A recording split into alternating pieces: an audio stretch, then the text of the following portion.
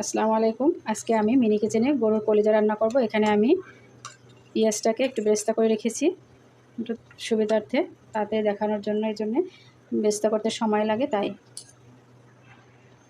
আমি এখানে হলুদ দিয়ে দিলাম, মরিচ দেব, এখানে লবণ, জিরের গুঁড়ো দিয়ে দিলাম। এখন আমি ভালো করে এটাকে কষিয়ে নেব। এখানে তেজপাতা, গরম মশলা, দারচিনি দিয়ে দিলাম। এখন আমি এখানে একটু পেস্ট করা আদা দিয়ে ভালো করে একটু কষিয়ে নেব।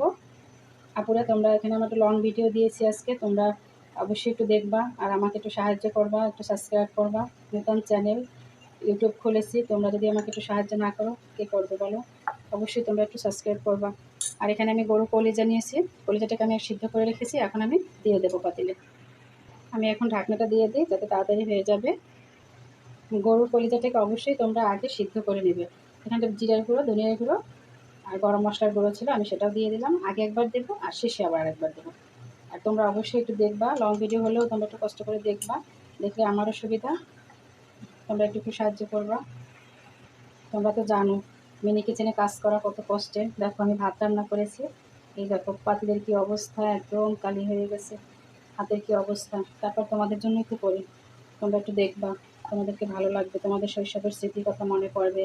তোমরা আগে এভাবে রান্না করেছো ছোটোবেলা, সেটা মনে করবা আর একটু হলেও এনজয় করবা। সেই জন্য তোমাদের জন্য এটা করা। ছোটো ছোটো বাবুরা ওরাও এটা পছন্দ করে, আন্টিরা এভাবে রান্না করে, ওদেরকেও যাতে ওরা একটু ভালো লাগে, এই জন্য ওদের জন্যও করা। এটা আমি রান্না করতেছি। আর তোমরা যদি নতুন কিছু রান্না করে দেখার ইচ্ছা থাকে আমাকে বলবো, আমি তোমাদের প্রত্যেকটা অনুরোধ রাখবো এভাবে রান্না করবো। তোমরা শুধু কমেন্ট করে যাবা কী রান্না করব, আমি সেইভাবে তোমাদেরকে রান্না করবো। এখানে দেখো হাঁড়িতে আমি রান্না করেছি। তোমরা অনেকে ভাবো কি যে ছোটো ছোটো হাঁড়িতে রান্না করা যায় কি না, ভেঙে যায় কি না। দেখো ভাঙে নাই, আমি সেভাবে রান্না করতেছি আর এটা খাওয়াও যাবে। আমি অনেক সুন্দর করে পরিষ্কার পরিচ্ছন্ন করে সুন্দর করে রান্না করেছি, এটা তোমরা খেতেও পারবা এভাবে রান্না করলে। আমার কাছে রান্না করতে ভালোই লাগে, তোমাদের কাছে কেমন লাগে অবশ্যই জানাবো। আমি অনেক এনজয় করে রান্না করি। আমার ছোটো একটা মেয়ে আছে, একেও সাথে নিয়ে আমি রান্নাটা করি, ও অনেক মজা পায়। আর ওর জন্যই আজকে আমার এই মিনি কিচেনে কাজ করা। ওরও একটা চ্যানেল আছে সাইমা, ওটাও তোমরা দেখবা, আমি মেনশন করে দেবো। রান্নাটা আমার শেষ হয়ে গেছে, আমি এখন এখানে জিরের গুঁড়ো দিয়ে দেবো আর একটু ধনিয়া গুঁড়ো আবার শেষে দিয়ে দেবো। কেমন হয়েছে অবশ্যই তোমরা জানাবে। এখন আমি বাটিতে এখানে উঠিয়ে নেব।